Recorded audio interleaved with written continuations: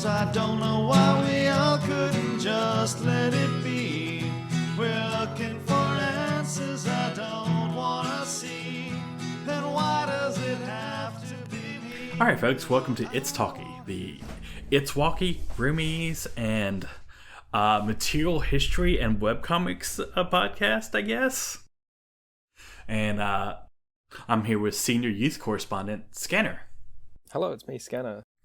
Yeah, we are, and I am Tassel, Hide, and we're here to tell you about, well, some webcomics. We've caught up on history. History has stopped happening. It's the end of history.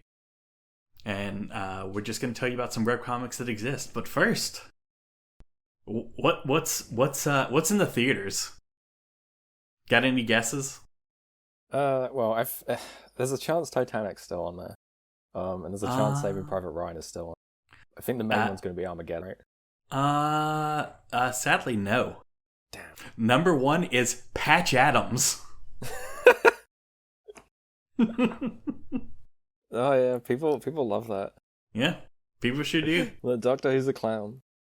But there is a different dueling movies on this. Yeah. A Bug's Life and Ants at 4 and 5. Oh god, yeah. Those competing with each other. We were talking before about DreamWorks like experimenting with stuff in their early days, and this was one of the experiments they tried, which is, what if we just released a film that was exactly like the Disney film coming out at the same time and see if we can compete with it? Well, funny enough, the other big DreamWorks attempt is here too, Prince of Egypt. Yeah. It's number 3 because it's a better movie than both of those, but it sure is it's not going to make them a lot of money. Yeah, it's a better movie, but with less broad appeal, because not many people wanted to go see a movie about like Moses. They would prefer to see a movie about like bugs doing evolution. Yeah, it's true. It happens so often. Mm-hmm. You would think so, since there was like well, I guess the mini like Christian revival era is kind of starting to wind down. Yeah. Until something happens in the future. Yeah, something's going to happen that's going to like fundamentalist Christians, not really around anything particularly Christian, but rather an antagonistic force to direct against. Yeah, but we're so far away from that. It's still 1999. Well, we're still in the end of history. Yeah. Thank you, Fukuyama. Yeah, history's still over. Yeah. Let's go into some music. Number 1, I'm Your Angel by Celine Dion and some dude called R. Kelly. I'm sure he's not going to do anything, and we're not going to have reasons to hate him in the future. This whole podcast has been like a list of like names of people from the past and sort of like tugging at shirt collars, really. Yeah. Speaking of that, Britney Spears, Baby One More Time is number 4, and she is still a free woman at this point. Yeah, yeah, she's not been. We're tugging at shirt collars for that one for like a different reason. She didn't do anything wrong, but boy, did she get put in an unfortunate situation. Yeah. Yeah, sometimes it's a person that needs to fall off a cliff, and sometimes it's a person that's getting pushed off a cliff. We've got our rock 98 degrees because of you. It technically counts. Yeah, and that's at number 6, and all the way down at 11. Goodbye by the Spice Girls. Mm-hmm. Britannia's Spice Girls back then. Yeah, Britannia's still cool, but it's not top 10 cool. Yeah, everyone but David Willis likes the Spice Girls right now. If David Willis was into them, they would be like in the top 5. True, fair enough. All right, what do you have for us from the land of alternatives? Yeah, as well as being the like senior youth correspondent, I am also now the like temporally dislocated music journalist. Yeah. Few like really good like sort of classic records here. We have Agaitis B and by Sigaros, the band. Keep It Like a Secret by Built to Spill, classic. Eureka by Jim O'Rourke, classic. Slow Riot for New Zero Canada, the like Godspeed You Black Emperor EP, great like record. Instrument by Fugazi, the like soundtrack to the Come On Die Young by Mogwai, Soft Bulletin by Flaming and the Window Licker EP by Aphex Twin. All really good albums. Yay, and then, Window Licker. Yeah. All like good albums, but not particularly like noteworthy when it comes to the like influence they're gonna have on like popular music, I don't think. Yeah. However, we do have 3 here that I've known, which is we have Slipknot's self-titled album. The debut comes out. Limp Bizkit's Significant Other comes out. Oh yeah. And along with the first few singles from Linkin Park's Hybrid Theory. So we're now like fully at like the start of new metal. Yeah. Metal is new again. It is. New, and we have new we have the 2 genres of new metal. Good and Limp Bizkit. That'd be a really funny thing to do, is to divide up the new metal bands into Good and Limp Bizkit. Because it's more than just one band in the Limp Bizkit category. Yeah, it is a surprisingly huge genre. Yeah. And another really significant record coming out around now, we have the Slim Shady LP by Eminem. That's gonna go on to be like one of the like best-selling like hip-hop records ever, along with the rest of the next like few Eminem albums. Also a really just like good indication of like where pop culture is gonna go. We've had like South Park come up in this comic a couple times, and I think like for the 2000s, this is like setting up the dominoes for a much more ironic and 2000s. Yeah. This is where we are gonna enter the era when people are saying the R slur a lot. And this is, I think, one of the albums that's like, you can't like singularly credit with that, but it does have like that attitude of it. Yeah, it is. It's part of the milieu of the late 90s that will bleed into that's around 2000, 2002, sometime around there. I think it does it for alternative music for the first half of 1999. Now. Yep. Now it's back to alternative comics of the web variety. But this first one, I'm going to tell you about, not super alternative, all things considered. All right, Kevin and Kell. It's like it's by Bill Holbrook, and it was done in like 1990. The thing is, he was already doing 2 traditional newspaper comics. He was syndicated. They were both 7 days a week, and he was like, I want to do a 3rd comic that's also 7 days a week, but it's just going to be online.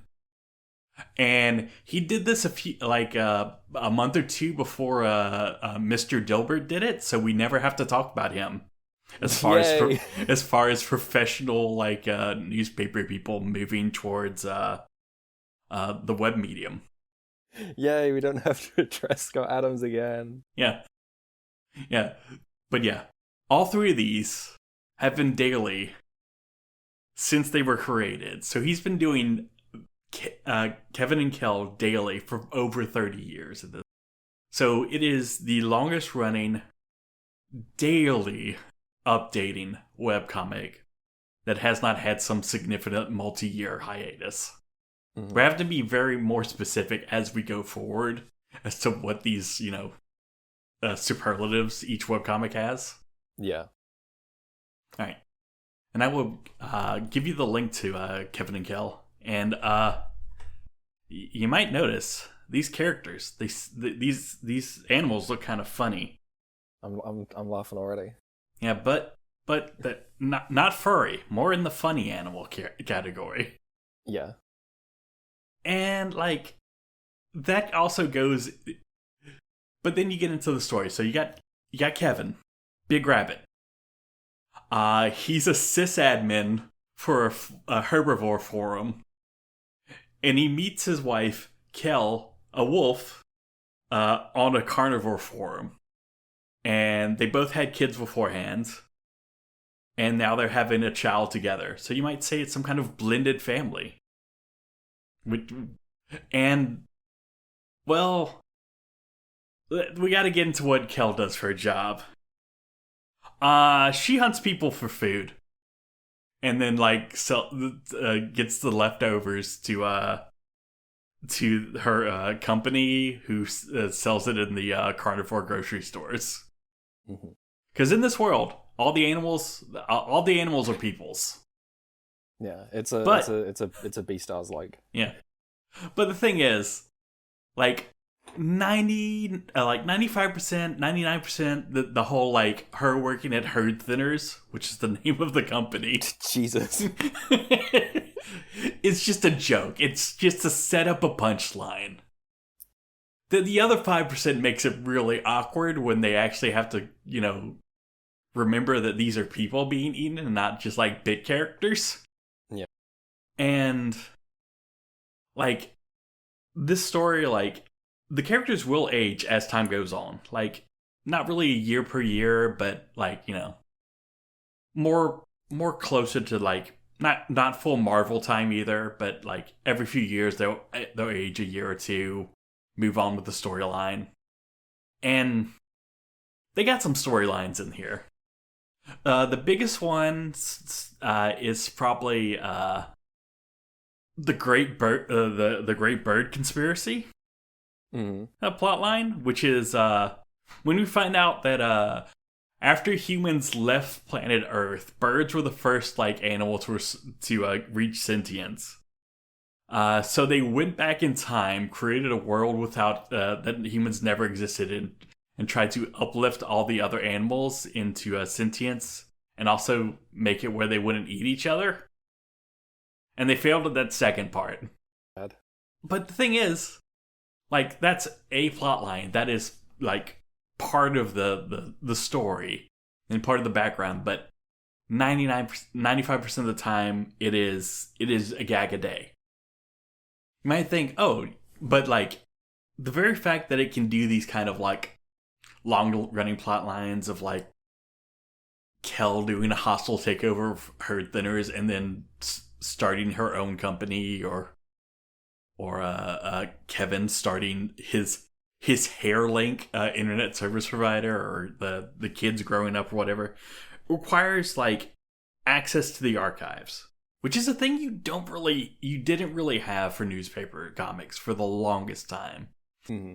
Like maybe if they would when they would release like a collection, you would have that, but you couldn't expect your reader to be like, oh yeah, that thing that happened like 3 years ago or 5 years ago. They might have just not been reading the newspaper then, or been reading a different one. But like the fact that this is on the web starts to allow like long running stories to happen. Yeah, and that is a story that will repeat over and over again with other webcomics. We talked about this previously, that the internet is not as permanent. It's been early days. It very much was permanent, and so you could have an archive of comic, even if it wasn't 15 years old at that point. You could just sit down and read it in a way that was much easier to do than newspaper comic, or even most like print comics. Like it would have been very hard to just like get like all of the Spider-Man comics. Oh yeah, it was incredibly hard. Like around like 2002, 2004, Marvel started like releasing like scans of their like old like Bronze Age stuff on CDs and DVDs. And I've got like Spider-Man and X-Men on a bunch of CDs and DVDs that are official releases. But like that, it was very much not how a normal like human being would ever read those, because a CRT is not great for just reading a 4-color comic for like hours at a time. Ask me how I know. Oh, I'm so sorry. It's okay. Nowadays I got a color ink reader. I'm so fancy. But yeah, that's Kevin and Kell, been going since 1995, still exists. You can still read it today. Let's talk about something that stopped updating around 2016, 2017, but still gets a random story added to it. And something that is going to connect to the comic to Roomies. It sure is. Sabrina Online. Yippee! You, the All right. audience, probably know this one. You may Yeah. not have read it, but you've definitely seen something from it.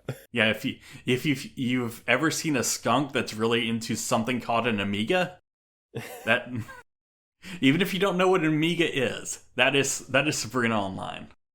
Also, if you've seen the skunk with zigzags on it, yes, that's from this too. So yeah, but we'll go a bit further before before Sabrina Online. So Eric Schwartz,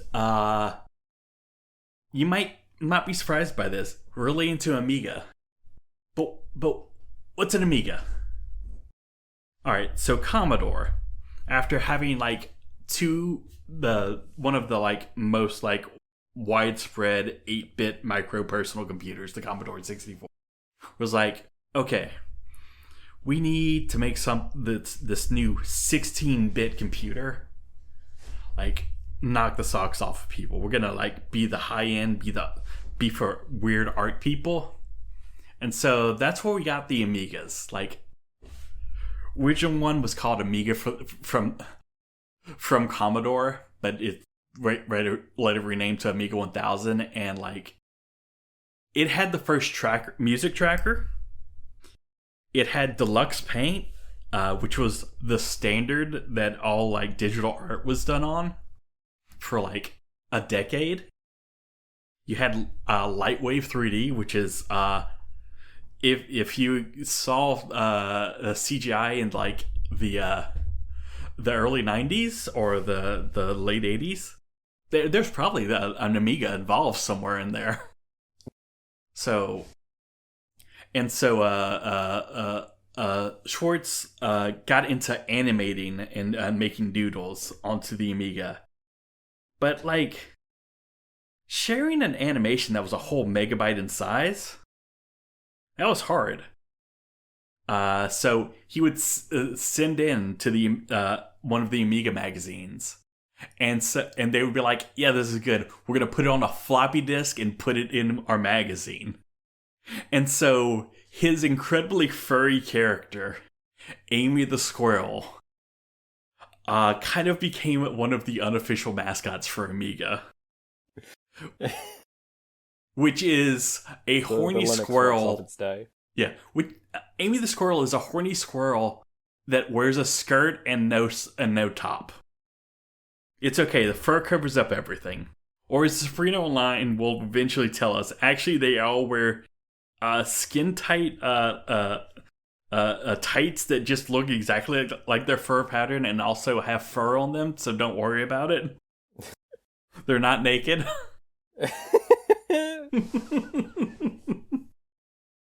But yeah, once like 1995, 96, 97 rolls around, he's like, all right, I'm going to make a webcomic on this newfangled web thing. And so like has like his characters he created for these Amiga animations like crossover along with this new skunk character who's really into Transformers and Amiga and wears glasses and is nerdy. And like you get storylines of like, yeah, Sabrina the skunk and her roommates like going through Sabrina, like, you know, graduates art school, and is like, what can I do if I just know this dumb computer and I'm vaguely middling at stuff, and becomes a graphic designer for websites, and like falls into like doing graphic design for this pornography studio.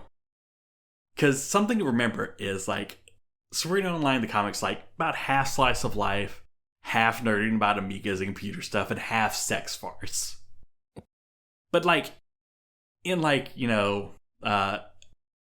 generally around TV quality sex farce. So it's gonna be horny, but you're not gonna see anything. Like, okay, TV quality in the 90s, not TV quality today. Let me also specify that, because kids don't know what a TV is either. But yeah, so this goes on for like 20 years. And like all the characters move, grow. Sabrina like finds a dude on a website that and hits it off and eventually gets married and has a kid. Everybody grows up, and that's mainly what happens. But during that time, she just kind of became like one of the like default furry characters people knew online. So yeah, you know of Sabrina before I even mentioned this, correct? Yeah. But yeah, that I also read like some of Sabrina, not all of it obviously, but I was like familiar with the character. I was like, what this is. Yeah. Yeah, that's the and yeah, that came out in about 97, which is about the same time as Roomies started. And I think that brings us up to the first the first Roomie comics we're gonna see this. It really does. This is fucking crazy. Shall we do the recap? Let's do the recap this time before we get into the very first thing that happens. So, oh yeah, let's do our content warnings. Yeah, do it. You did the content warning. All right, content warning. There will be character death and pretty much just suicide, but technically not. So yeah, if you don't want to like deal with that, you have your warning. Spoilers, because for the first time, plot actually happens in this comic. Yeah. So if you've not been reading along, and would like to, now's your opportunity to pause this and go read along to get up to this point. Yeah. So we'll be here when you get back. We'll be here. I'm sitting patiently, folded. I'm smiling. Anyway, this week on Roomies, Joyce uses a new computer to look at furry porn. Joe doesn't clean his room. Joyce is very clingy. Ruth is depressed, and Danny is no help. Ruth kisses Billie, and Joyce kisses a cat. Joe's parents get divorced, but it's okay, since he gets a motor scooter out of it. Danny goes to a house party where Ruth is depressed, and she regales him with a story of the one bad day that turned her into the Joker, or rather the opposite of a Joker. Joe tries to hide Optimus Primal from Ruth, but it fails, and she gives him the idea to become an engineer. Joe leaves Indiana State University, and so does the author, and also Joe kind of doesn't leave. Joyce learns more about aliens, and has a run-in with Mr. X. Ruth gives Danny some hard truths, and he starts hard drinking, and Joyce finally breaks up with him. Yay! Danny goes to a party, and at Billie's recommendation, he gets drunk.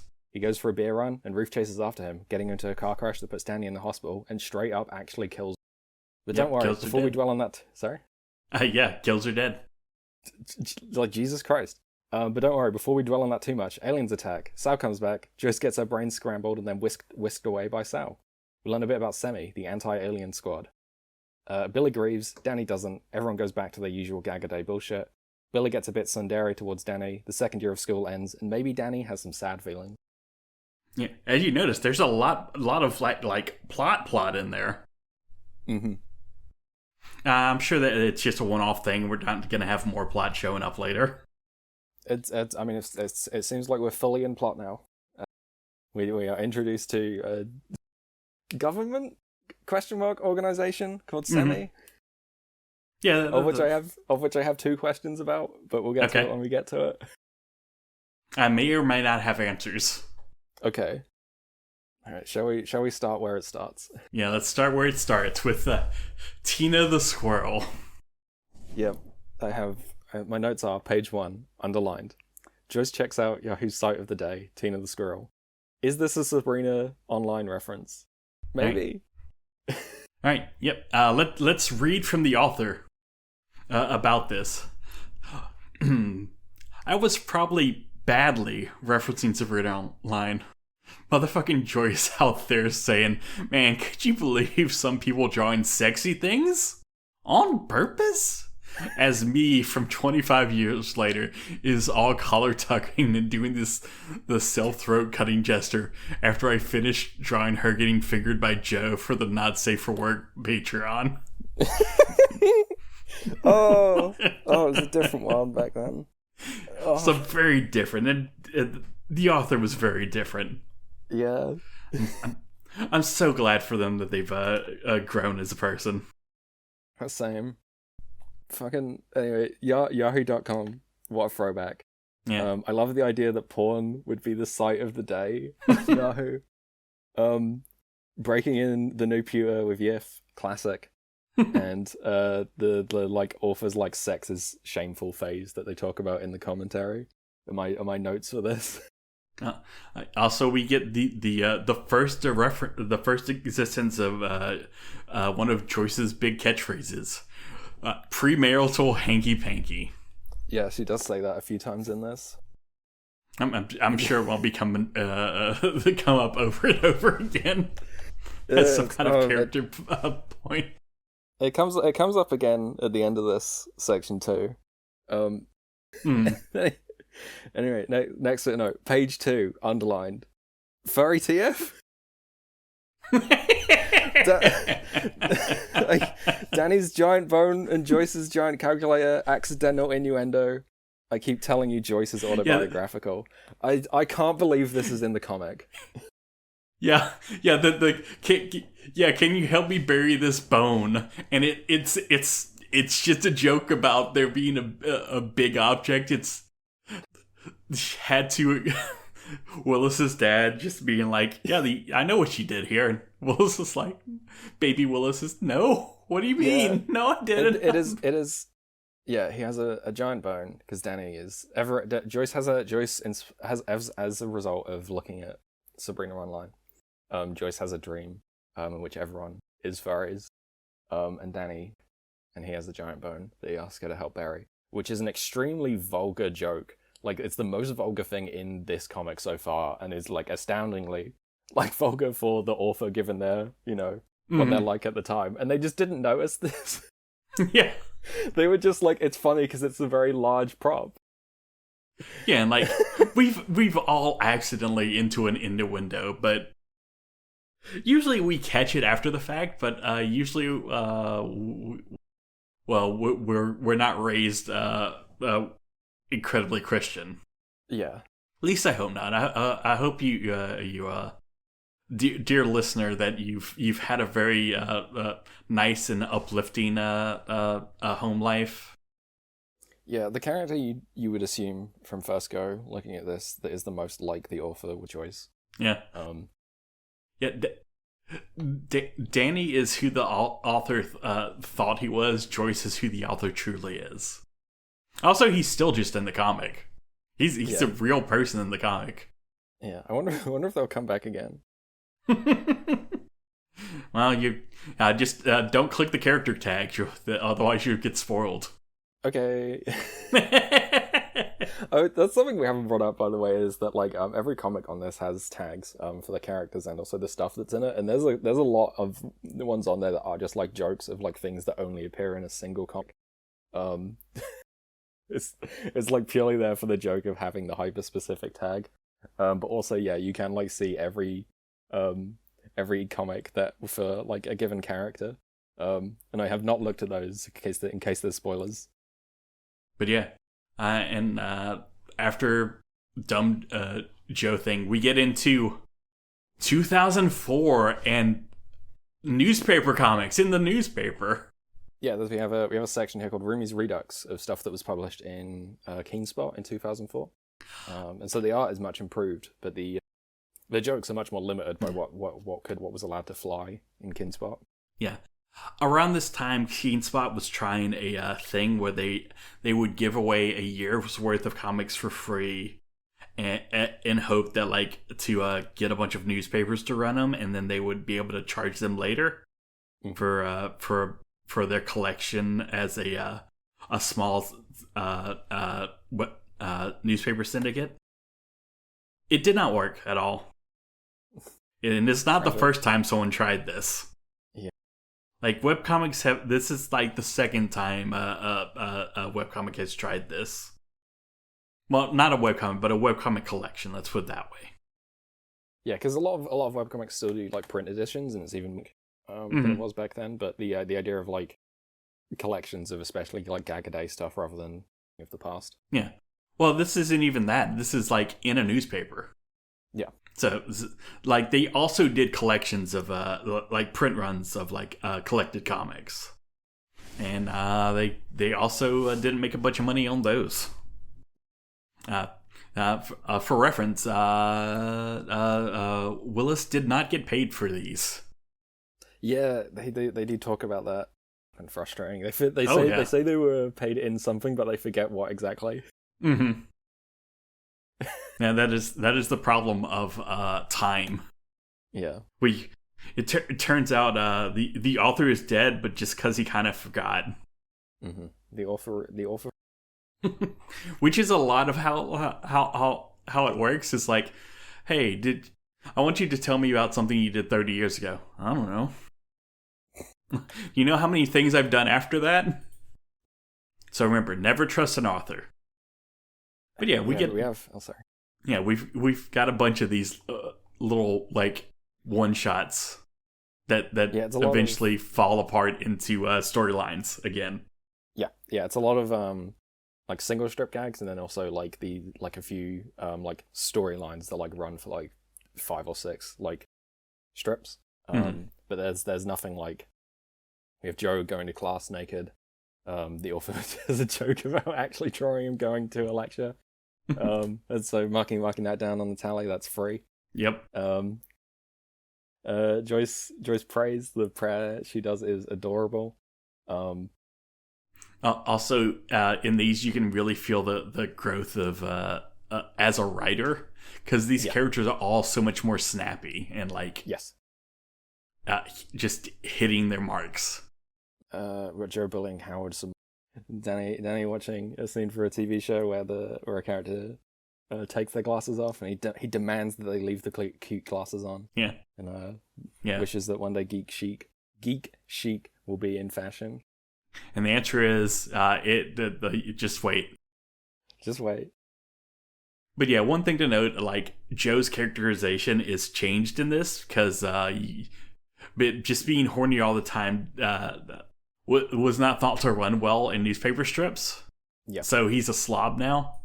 Yeah, he doesn't clean his room, and he makes a lot of mess. There's some good gags to come out of this. I don't think it's like hampered at all, because Joe is kind of just like the gang character, so it's fine for him to be doing these. It's also a lot less like unpleasant, I guess, to see it just be like messy rather than a pervert. I do really like there's like one gag here where they like Danny like empties the trash and shoves it down the trash chute and comes back, and immediately the trash can is like full without Joe even moving. That's a good gag. I really like Danny's expression of surprise in that panel also. Yeah, and thanks to these newspaper strips, we get more Ruth. We do. In this, we learn that she's like a grad student, so she's like a few years older than the rest of the cast. That may have been said before, but if it did, I didn't notice it. I thought she was just like sadder rather than sadder and older. Like it's only like it's only tangentially brought up in that, you know, she's old enough to buy alcohol. Yeah. But you don't have to be a grad student to be that old in any college. Yeah.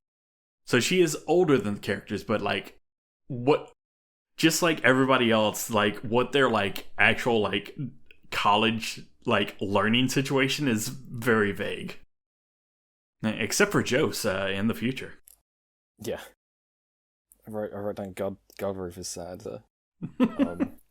Danny comes off really poorly over this section of the. Yeah, there's a rabbit though. There is a reason both of us and the author are like, man, we should throw Danny off a cliff. We really should. I didn't like him before. Now I like fucking hate him.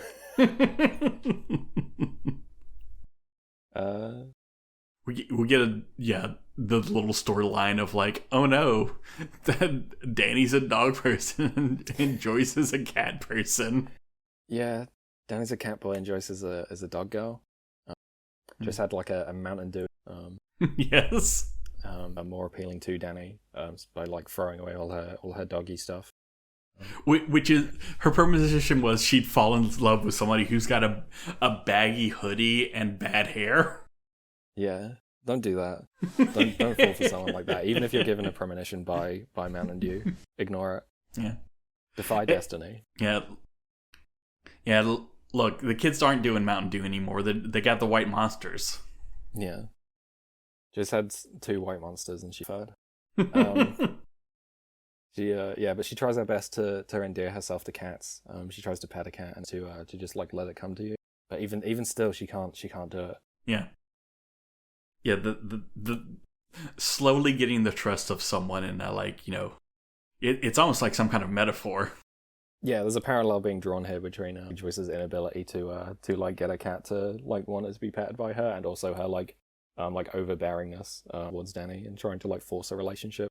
Yeah. Also in this like newspapers like section, we get a lot more like Billie and Ruth, and also just Billie. Yeah, I really like Billie. I think Billie's my favorite character. Yeah, Billie's great.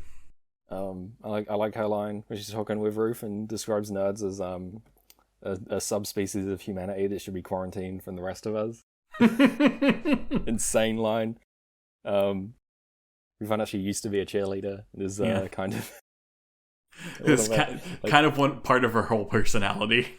Yeah, she's made that her main personality and is quite insecure about it. She laments every day being like another day further from her glorious youth. Don't worry, Billie, it'll get better. There's better things you can do with your life than be a cheerleader. Yeah.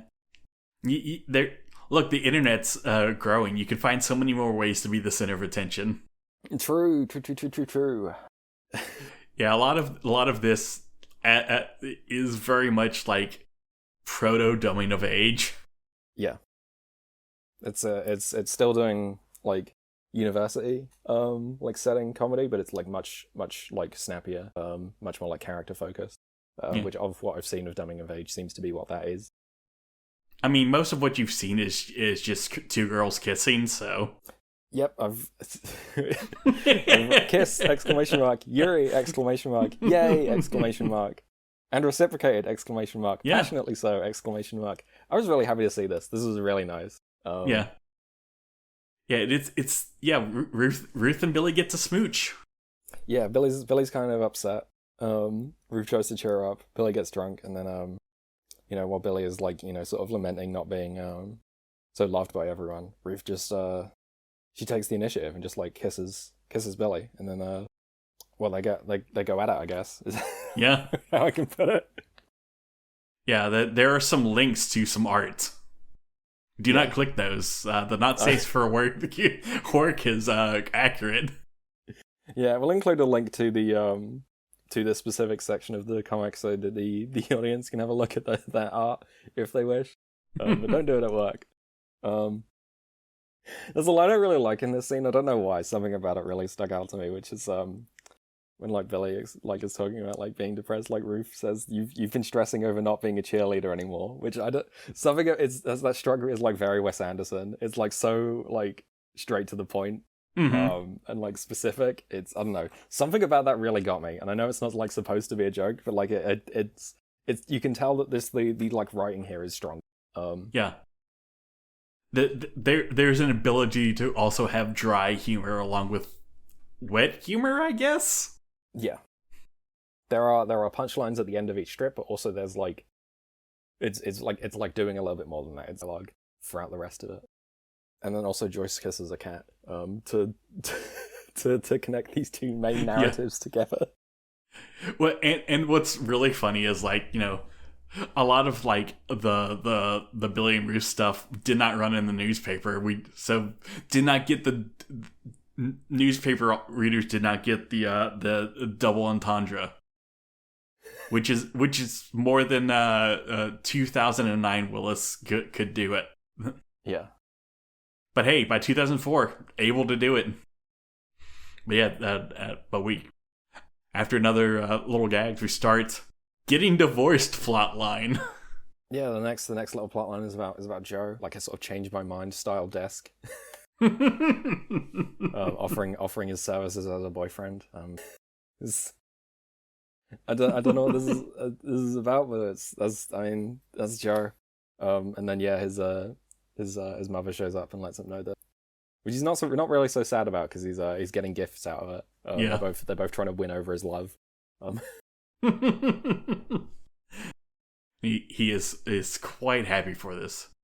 This was to some extent inspired by the like author's own divorce, which happened in the late 90s rather than when this was being written. But they did not like decide to include it in the comic at the time, partially because it was like a little bit too heavy and too close to themselves, I guess. But now that it's like a few years later, they can write it as a farce rather than as something sad. And the longer this divorce storyline goes on, the more it like starts like just becoming like just weird jokes and nonsensical silliness. Yeah, he gets a motor scooter from his mother, a pong table from his father, and then he combines them into a sort of flying scooter type thing. And then joins the collegiate inventors contest with his flying electric motor scooter and loses. Yeah, with his machine, that very very haphazardly put together that would like revolutionize transport. He comes second place to one of the nerds who invents a catgirl robot that can play video games, which sounds like a lot of people I know. Yeah, that's like half of the VTubers. Yeah, she's only good at Street Fighter 2. Nowadays she'd only be good at Guilty Gear Strive. Mm-hmm. But yeah, this dissuades Joe from continuing to hang out with the nerds. He didn't get what he wanted. And after all that, we have Joyce having a mental breakdown because people change over time and evolve. There's nothing autobiographical here. Don't worry. Yeah. Danny. Sorry. Danny goes to a party at Ruth and is convinced to have a drink. Yep. Yeah, it's okay. I said the important part of the Joyce plot line. Yeah. But yeah, we get Danny. We get some backfill because this is also something from the future. This was a back issue for like Roomies number 5 collection. Mm. Yeah, this is called One Day, correct? Yes. Yeah, Danny meets the also Egghead from Disco Elysium shows up. Party on. Party on. Communism for life. Communism forever, capitalist pigs. Oink, oink, oink, oink. Yeah, hardcore to the mega. I love this trope of a college party where it's just like a house of people drinking. Mm. They're just like sitting around and getting drunk, which I know is like what it's like sometimes, but like it's so like flat, I guess. It's so like what the author thought this would be like, rather than what they actually experienced. Yeah, but also like this is from Danny's point of view. We have to understand. Yeah, this does change. He's like humbled later on in this, and then as he goes to leave, he sees that the people are actually having a nice time, given like new perspective. But in the back of the party, Ruth's in her bedroom, just like drunk, crying, and looking at old pictures. Yeah, we've all been there. Yeah, yeah. This is yeah. He goes to find Ruth. She tells him about why she's like this. Mm-hmm. And the answer is don't be a babysitter. Yeah, she's older. She was a baby, and a character we meet from the header of this of this website. Yeah, some kind of a David Walkerton. Who is?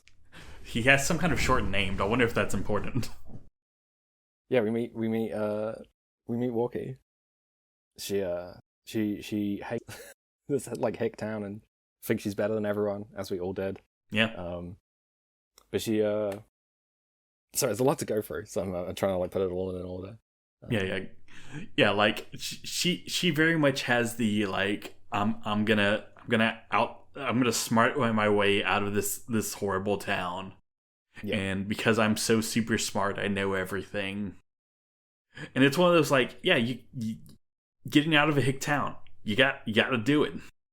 Mm-hmm. But also, it really does warp your sense of like, your sense of self.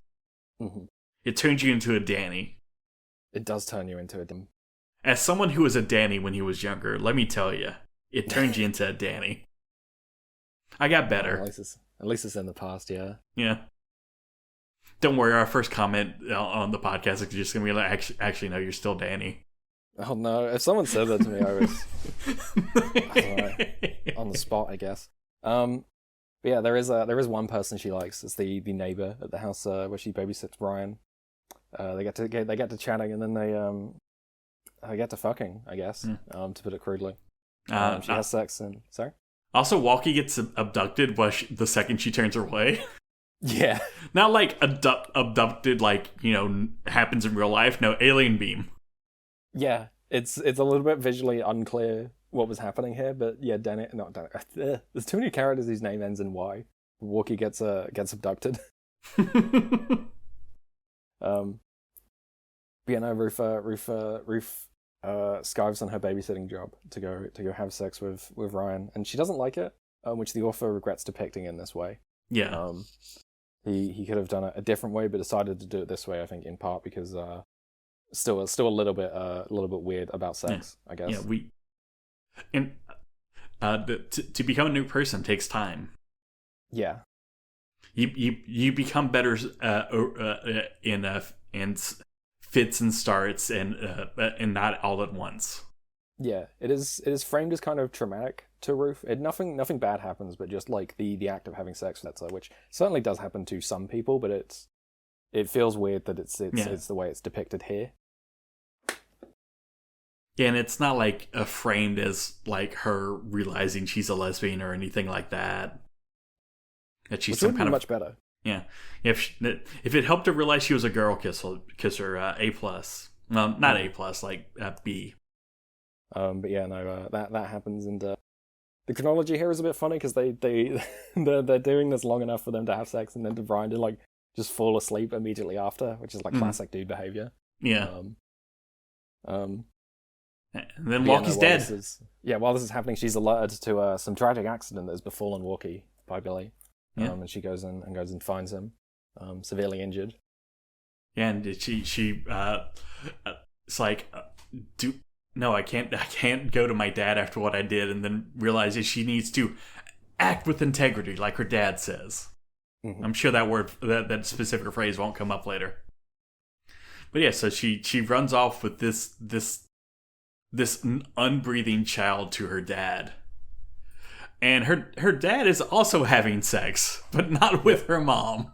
Oh no. No, Mrs. Billingsworth, aka Billie's mom. Yeah, they're having an affair in the entryway, kind of awkwardly, because yeah. Look. If you're gonna have an affair, do it in a bedroom, not an entryway. Yeah. This is because in order for this to be framed cinematically, Ruth needs to kick in the door and see it happen. It is quite funny. Just the location of this. Yeah, but there's a lot of good faces in this last half of this comic. Yeah. But yeah, this is sorry. Yeah. So then as the kicker, Ryan's already working on another girl. When she sees him the next day. Yep, this is a sequence of bad things that happen, and then she's like, "Well, at least I still have Ryan." I suppose cheating on her technically, not but regardless, kissing another girl. And that's her one bad day. Which I don't know if is a deliberate Killing Joke reference, but it's something like. Yeah, and then she makes very obvious points to Danny of, don't be me. Stop being me. I've been here. It is bad. Yeah, Danny has this fucking real prick line of like, are you telegraphing a special related lesson towards me? Like, fuck off, Danny. It's not all about you. Like, she is like trying to like make a point here, but also like she did just tell her about like some like pretty traumatic stuff that happened to her, and you're like, okay, yeah, but what about me though? Hey, he didn't bring up Sal, so gotta give him like 0.01 point for not just bringing up your ex for the 47th time. Piano is, as I said, he's like humbled by this, and he goes to leave, and he realizes actually maybe these people aren't nice time. Yeah, they're just having fun with each other. Yeah, but regardless, he doesn't stay. He doesn't stay to have a nice time, nor does he really. Nope. And after that, we go right back to 1999, and it's time for his emo arc. Yeah, he becomes very goth. Or isn't trying to, but he he starts wearing black and is angry in a way that like It's kind of I don't know how well this would work without all of this like extra stuff like added back in, but it works really well with it added back in. Like it adds a lot to this, and it's very like well done to the author on like managing to like fit this all together in like a chronology, because it's hard sometimes to like figure out where to like fit stuff in if you've already written a story. Mm-hmm. But no, the gaps here are like filled out in. Like, yeah, it is. Yeah, go ahead. Danny is kind of wearing the dysphoria hoodie in these comics. You're not the first person to say that. Oh, I bet I'm not. But mostly for dumbing of age, Danny. Yeah. What were you gonna say though? Sorry. I was just gonna say that like then we get Ruth trying to like fix him. Yeah. And it's very much like, look, Ruth, baby, darling. You should know about depression. You don't fix depression by just making him change his shirt. Yeah, the clothes do not fully make the man in this case. And also, if someone's sad, you can't just like tell them not to be sad. Like that does help a little bit, but it's not the only way to fix it. Scanner, don't be sad. Sorry. Scanner, don't be sad. Nope. That's really hard. It's not it. All right, you can have a little sadness as a treat. Yay. I do really like the gag here of like when Ruth comes around, like Joe starts like hiding the Transformers as he says like came up before as a thing he does whenever girls come around, which she immediately notices. Yes, but then Ruth completely upends Joe's entire life by saying, "You know, with an engineering degree, you can design toys." Yeah, she asks what he's majoring in, and he says nothing. I knew it. I knew they weren't studying anything. I knew they were at university doing nothing. But yeah, no, he confesses to liking toys, and is a little bit insecure over his masculinity. But Ruth gives him the idea, hey, you could become an engineer and you could design the toys. As the author notes, Joe could get a job at Hasbro just in time to lose that job. Yeah. Sometimes I get the feeling that the author would prefer to be making a comic about Transformers. Now, well, wait till we get to Short Packed. Yeah, that's the thing I'm alluding to. or the literal Transformers comics he wrote eventually. Yeah. Well, we might get to those eventually. We'll see. We'll see. Yeah, but yeah, no, he ruminates on this. If chicks would dig engineering, or if that would be kind of too nerdy, but if his rugged good looks still give him an edge. I wouldn't describe Joe as having rugged good looks. He just kind of looks like a rectangle. It's really hard to have rugged good looks when you've got like 4 lines to work with.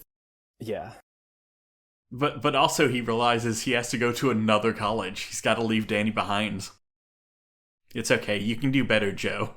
Yeah, you can do better than Danny Joe. Yeah, Danny's quite sad about this. He doesn't know what he's going to do with himself. Joe's looking forward to it. And yeah, chicks do like dig an engineer, Joe.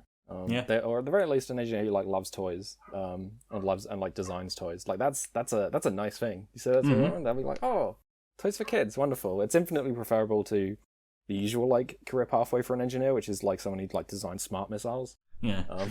Yeah, it's way better than Raytheon. Yeah. This is incidentally also the last strip to be published in the Indiana newspaper, or around here we get it. Because as Joe leaves IDS, so does the author. They didn't really know what they were doing with them, but they themselves were like given purpose when they like went to an art college. Yeah. Yeah, they had a complete like in a way that is deeply reminiscent to my college experience. They had a complete like nervous breakdown. They couldn't do anything. They put off like getting their spring classes done, and until like the next semester started, and they just showed up at college, kept doing stuff until they had to call their parents, and that is a lot like something I went through. It hit very close to home. I can imagine. Yeah, we do get like I hesitate to say nice, but like it's nice that they like divulge this in the in the description of this comic about what I don't know. It was another word. It was nice to read. Yes. To see. them, try and give some advice to people who are going to college or university on what to do. I didn't, like drop out of university. I did manage to, but like I myself, like, while I'm like better now, I do like think about it sometimes. I think like, damn, I wish I was more productive and use that opportunity a little bit better. And so yeah, I can too. Yeah, I actually went to the health center and more. Yeah. But yeah, after that, we get Joyce explaining her experiences with the aliens, and has to have a talk with her for the dean of the College of Arts and Sciences. Yeah, the dean, who is like, well, you're not stupid because you're doing pretty well. So maybe something's just like wrong with you, because you're like talking about like being abducted by aliens, and I'm pretty sure that didn't happen. And while no one believes her, a mysterious silhouetted figure does. Yeah, a silhouetted figure with a strange like mark across his chest, where like maybe some kind of yellow stripe would be. Ooh, mysterious. He's called the Man in Black in the like tags, but I just described him in the notes as JFK. He can eat so many rocket launchers to the face. You don't know. Is that So we get very off topic. Is Mr. X in Resident Evil like a reference to Mr. X and JFK? Because they do wear the same outfit. I'm not sure. Yeah, mate, it could be. Well, we'll have to get a senior Resident Evil correspondent on. Yeah. I've got the note here. Joe is so fucking mean to Joyce. What the fuck? Joe especially in this really just like needlessly to her. Yeah.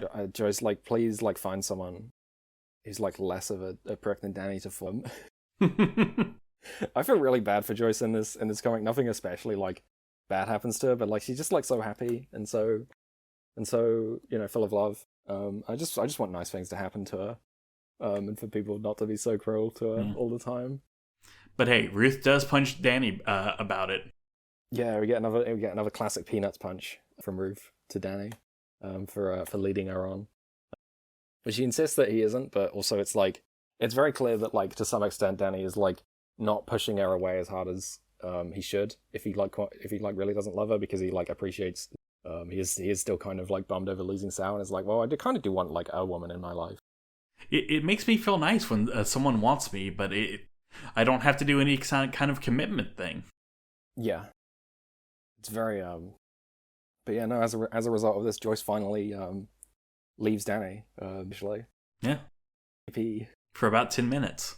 For about 10 minutes, she does still go, well, maybe I can change him, or maybe I can fix whatever terrible thing happened to him lovable again. I hope she doesn't. I hope she just like realizes this is a relationship. It just doesn't bother. Well, maybe Danny will get hit by a car. Yeah. we'll get to that. We have a brief aside here with Howard. Because like Danny goes to he talks about his favorite captains in Star Trek. He loves Picard, obviously. He describes Cisco and Janeway as losers. I hate Howard, I've decided. Yeah. It's okay. Look. Maybe we shouldn't be mean to Howard, but it's okay to not like him. Yeah, it's okay. I don't know. This is because the author themselves, like at this point, isn't a Trekkie, but they must have like picked up some knowledge. And I think at the time, Cisco wasn't as appreciated as he is as a character. Yeah, Cisco's not great. with yeah. We haven't had Picard the TV show to like bring that one down. Yeah, generally also like appreciated more. I think people we talked about this last time about people like rewatching Voyager, or at the very least reconsidering it. In some cases, not rewatching it and just having their like memory improved retroactively. Yeah. But like people like Janeway more now. I think in part because she's like so different from the other ones. Also, sometimes it's just the person being like, "Oh wait, yeah, I didn't like her for sexist reasons. Maybe I should reevaluate myself now that I'm an adult with a full brain." Yeah, a lot of people didn't like Janeway because she was a woman. A woman, and not a lot of people didn't like Cisco because he was, which is an unfortunate thing. But I'm glad that that's less the case now. Yeah. I don't know. I've seen some YouTube about Star Trek Academy. Less the case, but not a case. But back to the comment. Hey, Danny's going to Ruth's place, and he's gonna drink a beer. Yeah, Billie is there, my favorite character in the character. And she mixing up pronouns. You can do it. She gets him to drink. Danny tries to fit in and gets drunk. Yeah, gets completely blasted, not just drunk. Yeah, he gets really hammered, which is I don't know, if that's his first time drinking beer, maybe you shouldn't enjoy it so much because beer is awful. Yeah, look, hops are bitter, and bitters aren't good. Yeah, here's my big controversial statement. Hops are bad. Yeah, this is it's a very common thing for people who have avoided alcohol for all their life to try it and then start, don't have the self-control or the knowledge about how much is too much, and they get overexcited. But generally they don't do it on beer because you try beer once and you're like, ugh. Mm-hmm. Also, you have to drink a lot of beer to get really hammered. That's why they invented Zima in 1990 so for kids who've never drunk before. That's why they invented Zima and Smirnoff Ice and what's the blue one? WKD? I don't know, probably. Yeah, that might be a Britain only thing. But yeah, they do. They keep inventing alcohols for kids to get hammered on. Yeah. Rather than beer. Hey, it's good for me. I also like them. Yeah. Thank you, children. Thank you, children. We do get a funny gag of just Danny pulling beers out of nowhere and out of his hoodie. Yeah. As Ruth repeatedly tries to take them away. Yeah. But Ruth is very oh no, you were perfect. You had no problems. Why are you debasing yourself this way? Yeah, Ruth previously tried to warn him, hey, don't become like me, and she's seeing him become like her. He's getting too drunk. But she's using some real Joyce language about it. Yeah, there's a little bit of a parallel going with the two of them being no, I preferred sweet innocent Danny. And then blitz out of his mind, Danny grabs some random keys and drives off.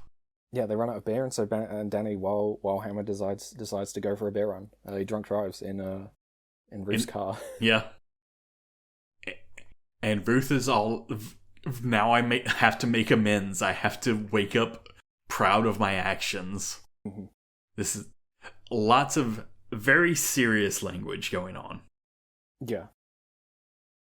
This is where we go, hey, this is where the content warning is going to come up. Yeah, we get a Dutch angle to warn us that something bad is going to happen, and I'm gonna go get up to him. That doesn't make a lot of sense. Okay, what you gonna do? Yeah, she didn't really think this one through. I'm trying to think how to build up to this because it's pretty sudden and it's pretty bleak. Yeah, she catches up to Danny, and then a truck just hits the highway divider and comes into the oncoming traffic. And she smashes her car into Danny's. And that means he's not hit by the truck and she is. Yeah. While saying, act with integrity, no regrets. Yeah, this kills her. Just straight up. Yeah. I wasn't expecting the comic to have consequences, but they just suddenly happen. Also, for that one specific comic, we get art from the distant year of 2013 as a redraw. Mm-hmm. Yeah, the author redraws this section to show it more clearly and more starkly, I guess. In 15 minutes. Yeah. Full color.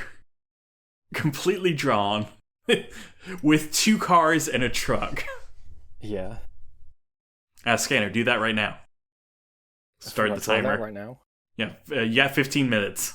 No. I'm panicking. I did briefly try and ID what these cars were, and then realized that maybe that note will be a little bit too silly regarding the the what's happened here. Yeah. Especially in the old art and the new art have different cars. Pretty much.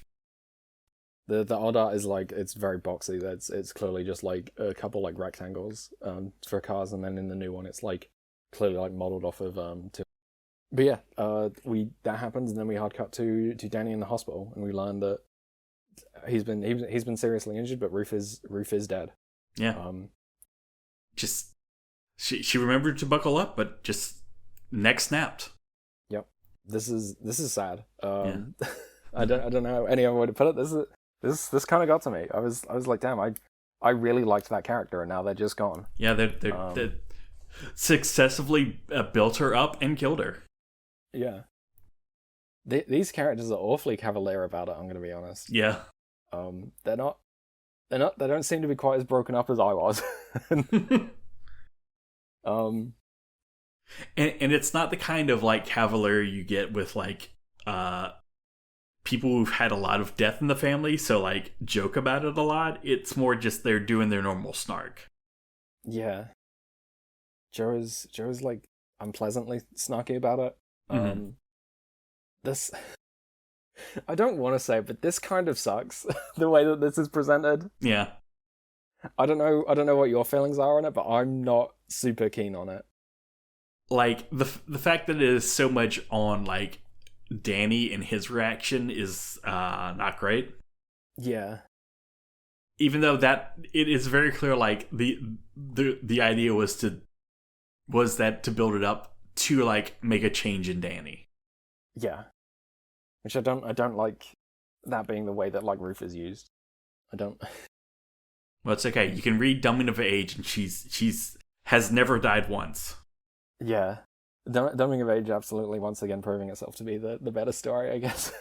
Yeah, if all you want is like a college stuff, it's real good. So far there's been not a single alien. Yeah, we'll get to that.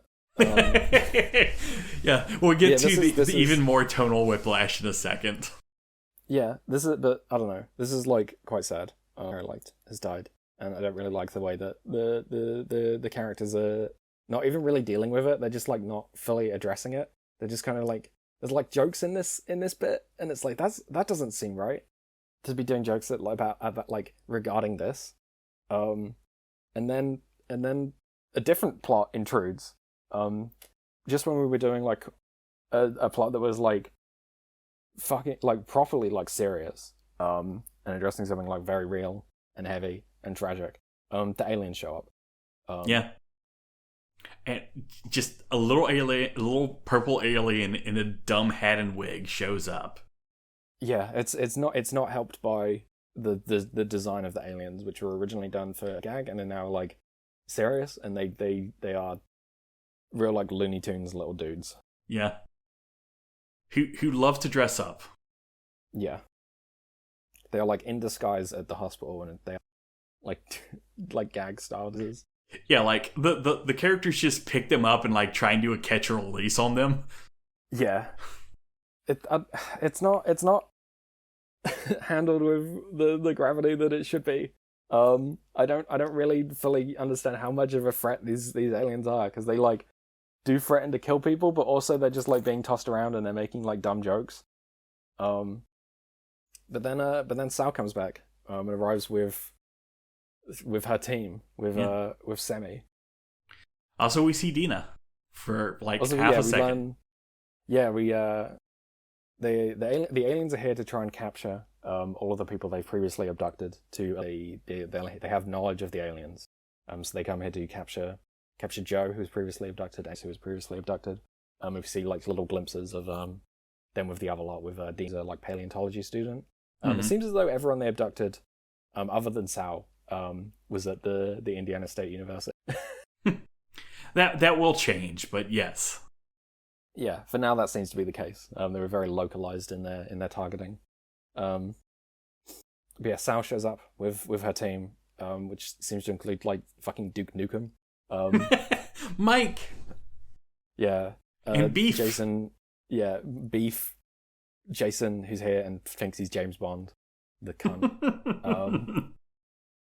and they are part of a team called Semi, and they wear clothing with a yellow stripe, to indicate that they're part of that, which is a decently like sort of clever like thing where it's not immediately obvious that it's a uniform, but like if you're in the know, you know, I guess.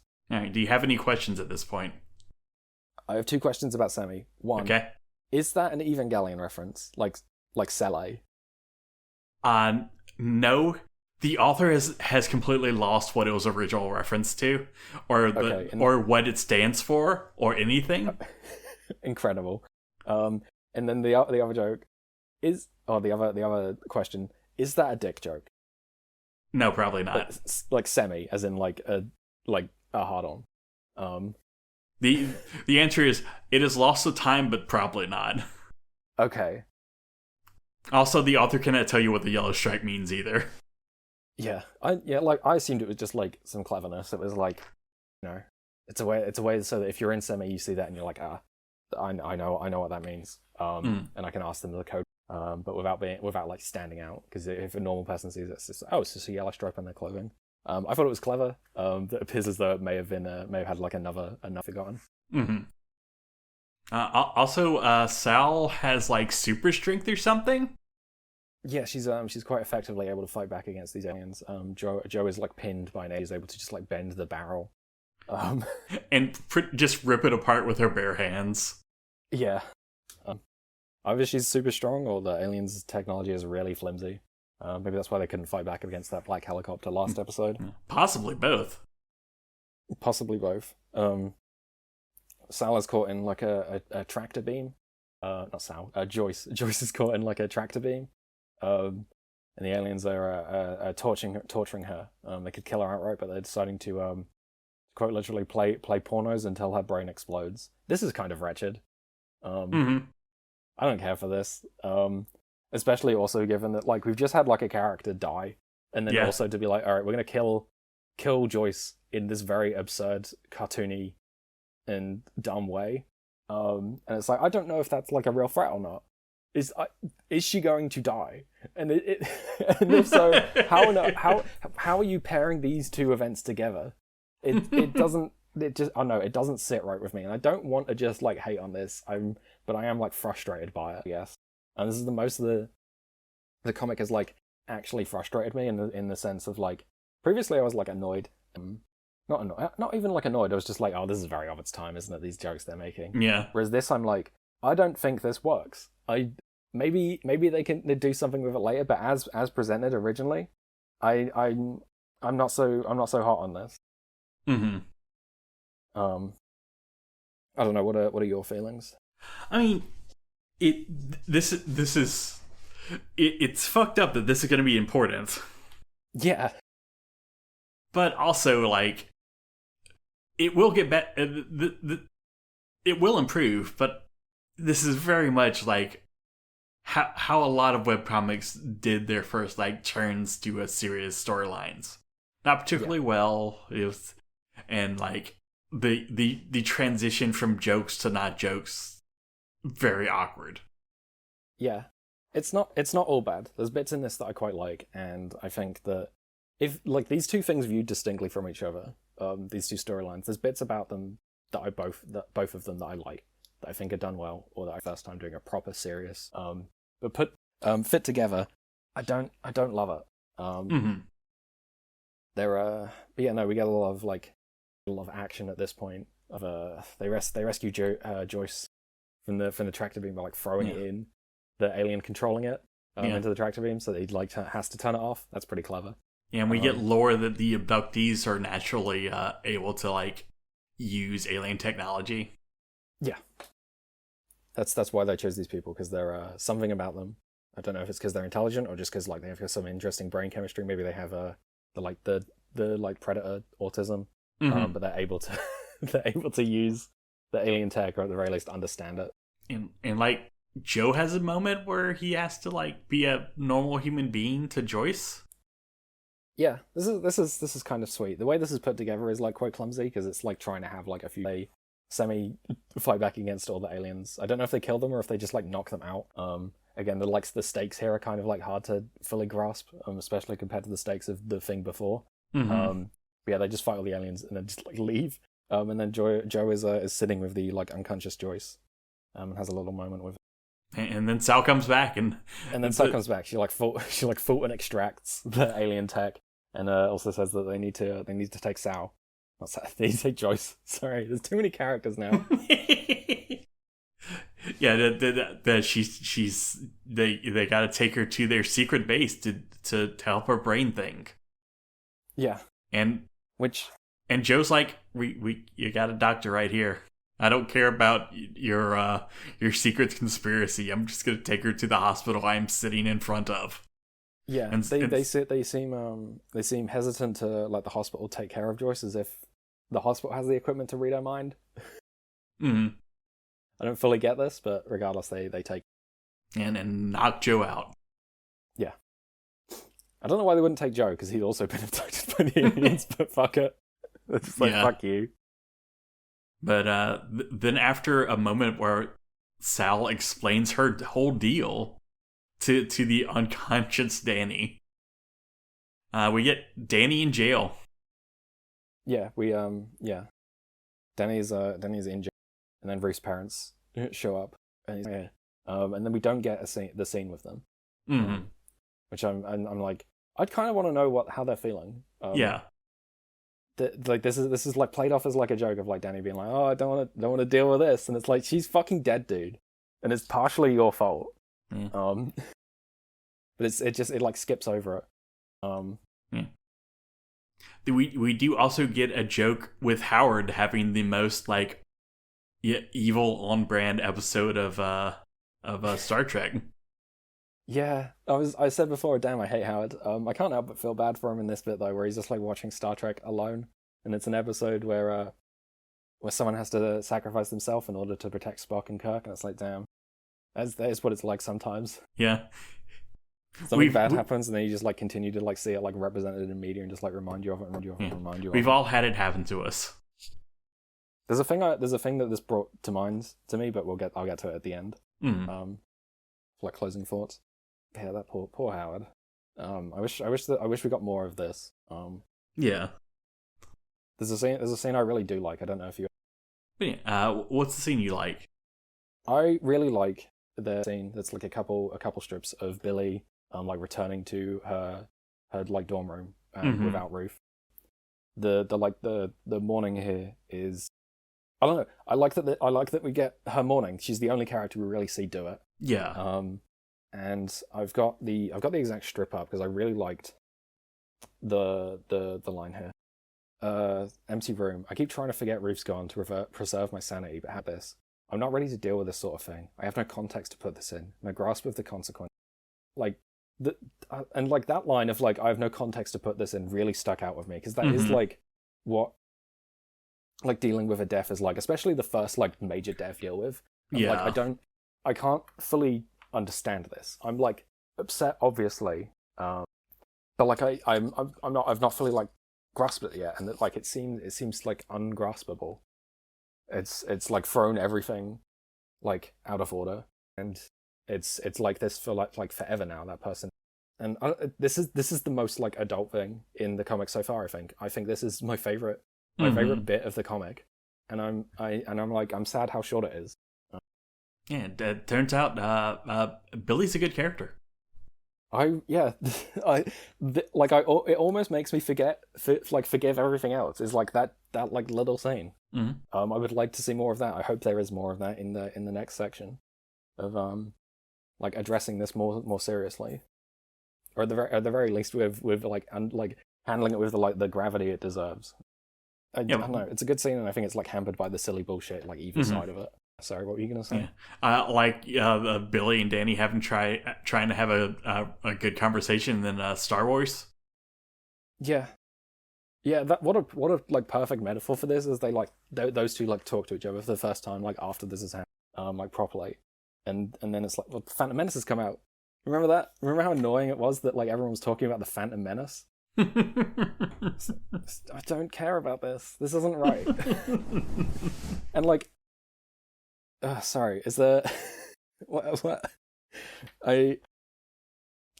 do you have to say about this before I go on my little ramble? it's one of those like I know where this is going to eventually end up, and it's going to end up in a better place, but you can really tell that they're a second draft would have been really nice, but you can't do that in serialized production like this. Yeah. And like some of the mistakes here are because he wasn't working with a big buffer at the time, so he did not have the time to go back and rewrite stuff. Because right now, he has like a live buffer like of how far he's ahead. Yeah. And most of the times he's 9 months ahead. So that's plenty of time to like go through, take a second look, and be like, okay, I need to redo this part or that part. But when you're working like, all right, I'm getting this done the day ahead at most, it is then all the inherent issues with serialized production like are amplified. This is something we talked about before, and people and plenty of other people have like talked about it themselves. Of like when something is being written, day to day or week to week, it's very easy for like storylines to just like go on for too long and not really go anywhere, or to like be cut short suddenly, or for the like pacing to feel all off, or like for things to get like end up. And it's just the consequence of this kind of like storytelling done with like a bit of a plan but not a full plan, and no opportunity to go back and rewrite things to edit yourself. And I don't know, yeah, you really like feel it here. And like this is like one of the things that is just going to be the consequence of like we're reading this webcomic to see how it changes, how the author changes, how webcomics as a whole change. And it turns out they don't actually start that great. They don't start fantastic, and you have to get through in order to get to when it gets good. Is the messes of serialized production and writing the first thing. Yeah, it turns out starting at the beginning and going to the end is not always like the most efficient way to create a piece of art. Yeah. Sometimes it results in really interesting things. Sometimes it results in really good things. Sometimes it results in things that aren't necessarily great, but do have like a lot of ideas, and you can kind of marvel at it. And sometimes it's the only way to get something done, because if you try to write it all in one go, you'll never finish it. But sometimes it isn't perfect. That's just what it's like. Yeah, sometimes you get a classic in modern literature from the 1800s, and sometimes you get a different classic of modern literature from the 1800s that's not as good. Let me tell you about the entire first third of the Count of Monte Cristo. You could skip it. Don't bother. You don't need it. Yeah, because it's like a lot of classic fiction was written like that, because it would be published in magazines or published as slimmer volumes or whatever. And then a lot of Dickens' stuff and like that. A lot like Moby Dick was done like. Sorry, what were we gonna say? Yeah, sometimes in those illustrated newspapers we talked about a few episodes ago. Yeah, sometimes it's the only way to get a thing published, because nothing will publish like a full book. They'll only publish like a. Equally, you can't just put a full webcomic on the internet. And it's really hard to build up an audience if you just slap a full thing every 3 years. It's hard. Yeah.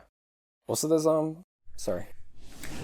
That is an issue that traditional publishing has. That's why you have authors of normal books that put out a book a year.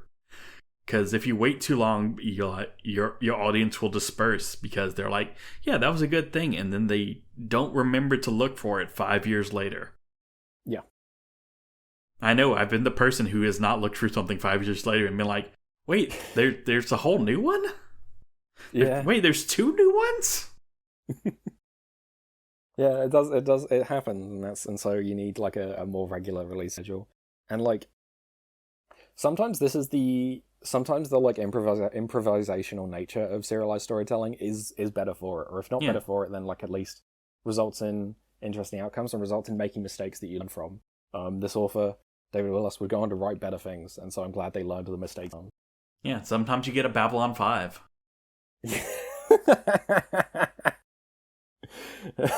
I'm gonna keep making references to things that no one other than me was alive for, like the Count of Monte Cristo. Yeah, which I was alive for. Yeah, you remember reading it as it was coming out and being like, "Fuck, man! I wish I'd get to Monte Cristo already."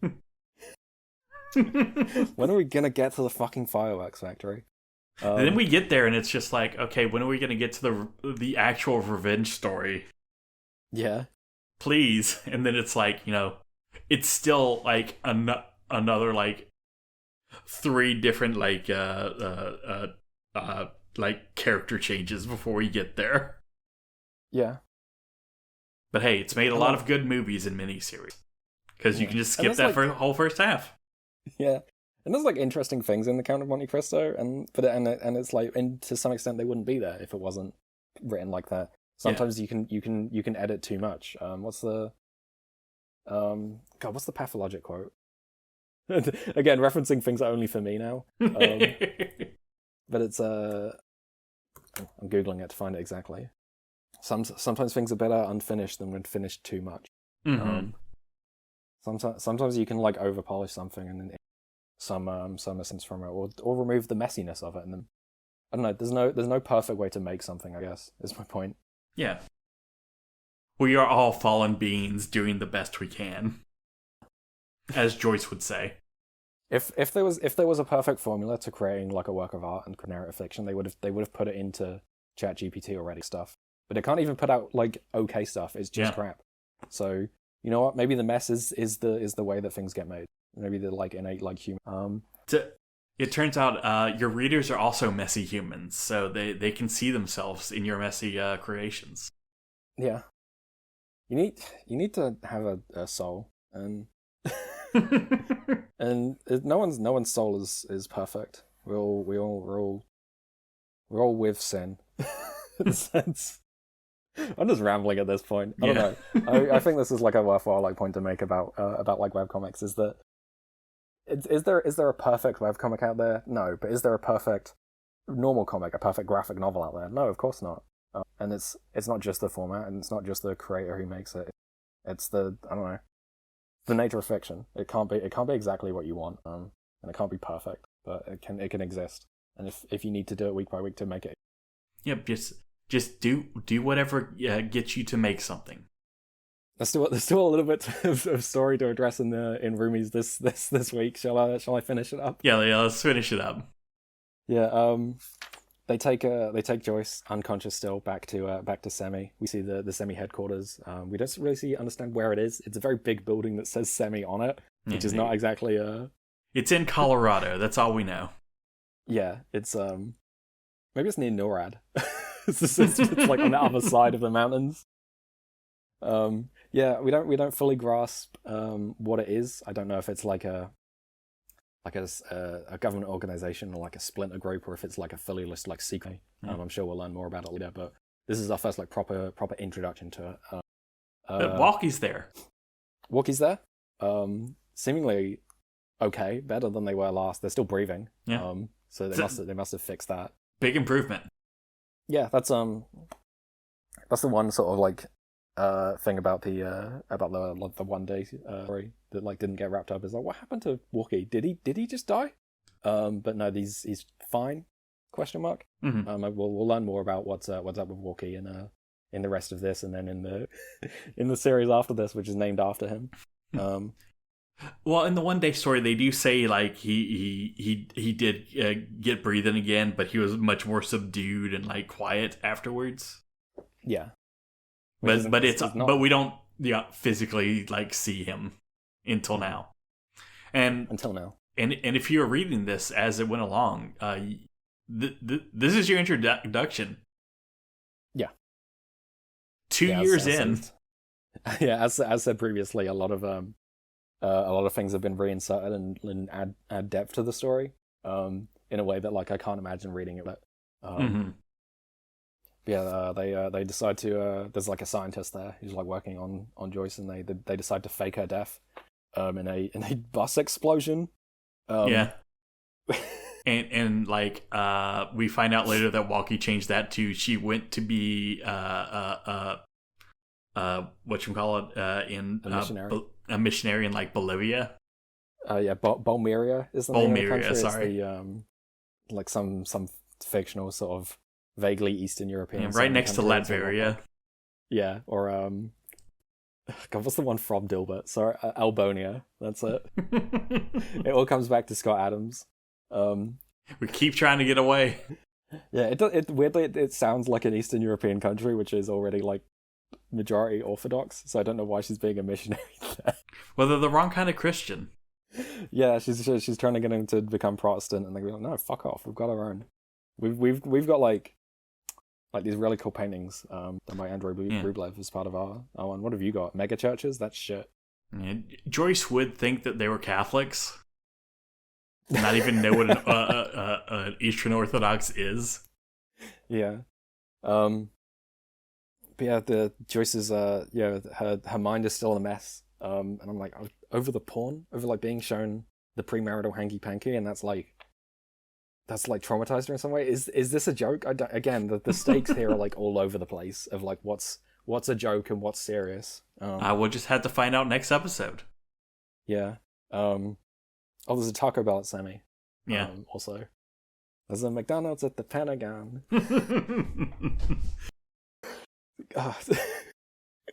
We should get someone to record. There's a Taco Bell at Sammy as our intro. That would be pretty good. Yeah. But then no, we cut back to Danny and Joe at the university. Joe manages to get out of handing in a term paper by faking his homework being eaten by a dog. The ripped up homework and we're really doing shit jokes. Yeah, we got the poop jokes. And we found out it's been 2 weeks since Ruth died. And it's like I would have liked to have seen what happened in those 2 weeks rather than a character holding a bag full of excrement. It's okay. Eventually, we get back to Billie. Yeah, Billie. We see Billie. She's at the party, the same place. Actually, I think is Ruth's house. Yeah, it is where all the drunk friends are, and she isn't in the mood to. They're like either sort of remaining like kind of just like trying to pretend it didn't happen, or they are like they're just like getting drunk in order to try and enjoy themselves, like regardless. But yeah, then after that we get. And then her being a bit tsundere. And she gets kicked out of her house and has to sleep in Danny and Joe's room. But hey, she stopped drinking alcohol. Yeah. Oh god, yeah. The first bit of this, she shows up to Danny's door and asks to come in, and Danny's just like no, and slams the door on her. Mm-hmm. You awful person, Danny. This is the best friend and without Danny's knowledge, lover of this person. He is partially responsible for being killed. He just slams the door on her. Yeah. Like his plot line after this is pretty much just incredibly conflict avoidant in the most like aggressive way. Yeah, I don't know. I'm intrigued to see where this goes. I hope it gets better from here. But well, what if they kiss? Yeah, I don't think they should fall. I prefer Billie if she lesbian, honestly. But. Look, it's okay. Thank you to the backfilling and the retrocausality of Coming of Age. She is bisexual. Yeah, that's fair. It's fair. It's fine that they're bi. It's just I'm like I don't like Danny, and so I would really prefer him to improve first before we even entertain the idea of a relationship like him and any character. Yeah. Don't even need him back with Sal. Yeah. Even though both of them have weird hang-ups about each other. But yeah, that's how the year closes out, is with the release, basically. Yeah. Joe doesn't seem to have like actually left yet. I guess he's like the year before he goes to engineering school. Yeah, there's no reason to leave mid-semester. You would just waste those credits. Yeah. Yeah. We get a quick like Danny actually having to think about everything while like packing up the ultra car. Yeah, we have him like reflecting on leaving anything behind, are we? And then we get these memories of all these things he is leaving behind and her. Mm-hmm. I'm bummed out about it. I liked Ruth. Yeah. I don't know. There's a reason I'm like Ruth. Yeah. There's a bit earlier in this I didn't fully address, but where she's like talking to Danny about like being a grad, like older than everyone, and about how like she's like terrified of having to leave education, which is I think that of like I'm not ready to like be an adult. I'm not ready for this part of my life to be over. I'm not ready to like feel like I'm an old person. Yeah. As long as I'm still like in school, I can be like kind of like young forever, regardless of my actual age. And even unrelated to that, it is just a huge different way of life from, the first, 20 years of, all right, I got to go to school, got to do my studies, and then everything is different. Yeah. There's like that. It feels like there's like consequences. Suddenly, like everything in school is like important to you, but it doesn't really matter too much. Skip a lesson, you can go home for summer. But when work starts, that part is like over. And it's not all bad, I should say, to anyone listening to this who's still in education. It's not all bad becoming an adult. In many ways, it's a lot better. But the fear of it and the thing of like I don't want to stop being a student and become a 25-year-old. Because those you can be a 25-year-old student, but that you can separate the two things in your. But I don't know. I found that section like. I don't know, she was one of the few characters in this that I felt like had like some real relatability. Not that like no one else is, but like they're much more like cartoon characters. Where she's so far the only person that faced like real consequences. Mm-hmm. No, I'm sure no one else will ever face a consequence again. Yeah. But yeah, there we go. We've the plot has truly started. Yeah, I did have one more thought on this is how I wanted to close up my my thoughts on like Ruth's death in this, which is that like. The way this is handled isn't perfect, but like, there's a movie we've seen called Mandy, directed by Panos Cosmatos, which spoilers for people who haven't seen it. This is your opportunity to pause it. And then come back for the next like 5 minutes after this. Yeah, it's a sort of very like hallucinogenic and like druggy like action movie, like a revenge thriller, where. Nick Cage's character is a cult and killed rather brutally, and it's horrible and terrifying and sad and bleak. And he's just like sitting there, and then it's over. Like the cult leaves, and he like goes back in his house, and the TV is still on, and it's playing an advert for Cheddar Goblin, and like it's really funny in a way you don't want to laugh at, and what it nails is that experience of like. When something awful happens to you, especially like the death of a person, especially when you are like in the immediate stages of grief, when you're still like, even just like comprehending that it's happened, the world like doesn't pause for you. It doesn't let nothing happen and allow you to like just like sit with it. The world just like still goes on, and the worst part of it is that it doesn't seem to care that it can still play like a stupid ad for macaroni and cheese with a little goblin character on the TV, and you just like want to turn it off and pretend it's not real because like. It's not nice knowing that the thing that you're going through doesn't matter to everyone else. Yeah. You want the world to be shaped by your own personal feelings, but the world is too large. It is too vast for your own horror and trauma to fill it all up. Yeah. And so I don't know. I think that's what I was reminded of it with like Billie and Daniel like trying to talk about this, and then everyone's talking about the Phantom Menace. Yeah, I'm like, this is fucking stupid. I don't care about it. I'm like dealing with something that's like real and important to me, and the world is just like going on. I need it to stop. Make it stop. And like that could have been a really good beat. It did not hit that beat, but it could have been. Yeah, it could have been handled better, and it has been handled better in other things, not least of which Mandy. Everyone could watch Mandy. But I don't know. Again, there's the germ of idea here, and I'm interested to see where it goes. This is the most down I've been on the comic, and hopefully it'll be the most down I'm not enjoying it. I'm like, there's bits in here I was enjoying, I was laughing at, and I was amused. And there's like ideas in here. And I'm intrigued to see where it goes. I'm not won over by the way so far. Mm-hmm. What about you? Do you have any closing thoughts on this section of the comic? This is kind of the turning point of the comic. This is where it starts going from gag a day to a more drama. But one thing to know is the gags are going to be here for a long time. There will be jokes.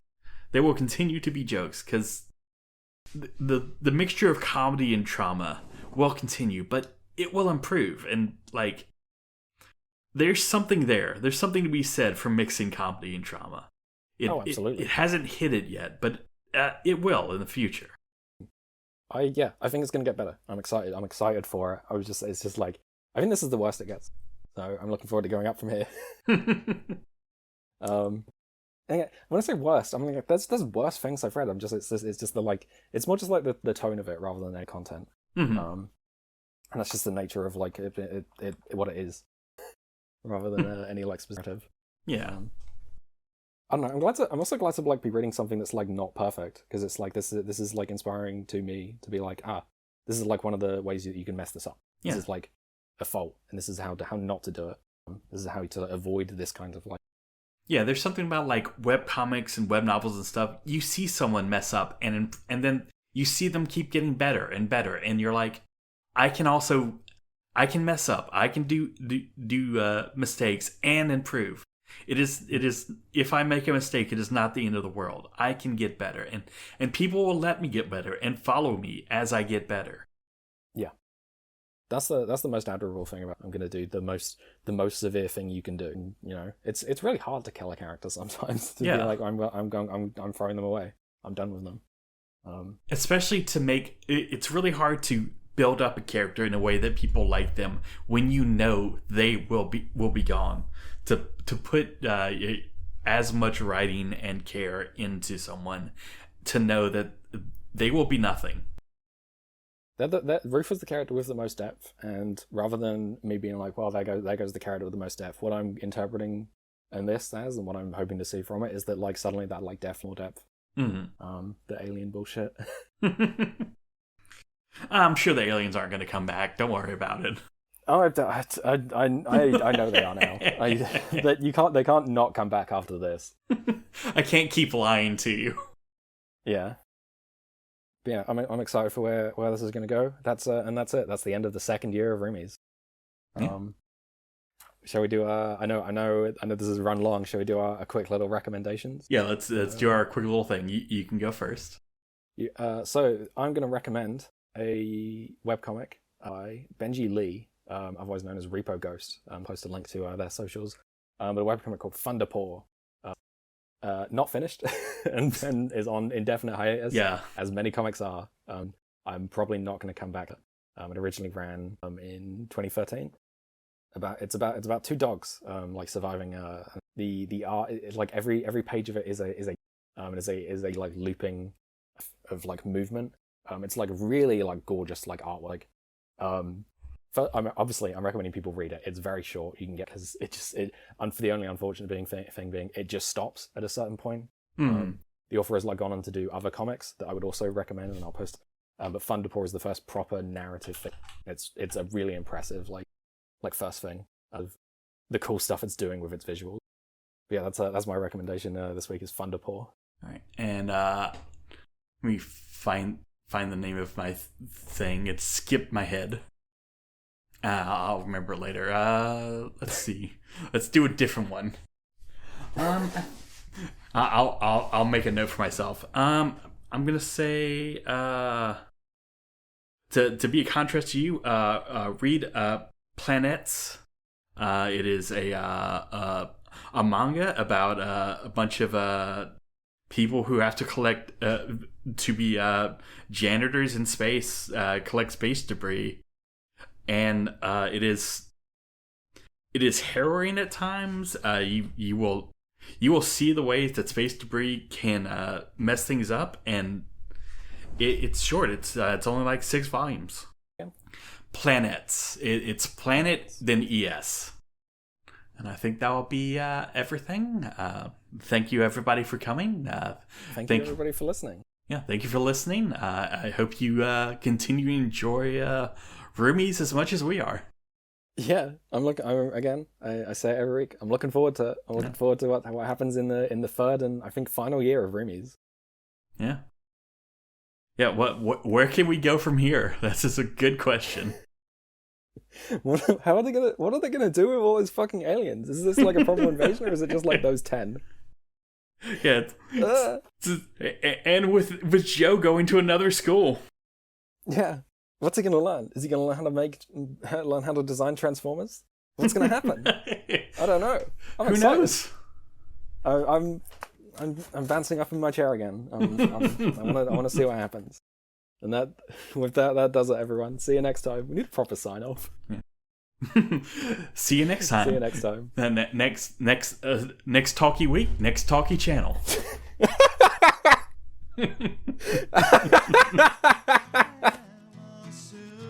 Oh, bye-bye. I save the day. I see the future coming, but I don't know what to do with you now that you're mine. And everything's ending, we don't have the time. I must have been out of my mind, 'cause I finally have something I don't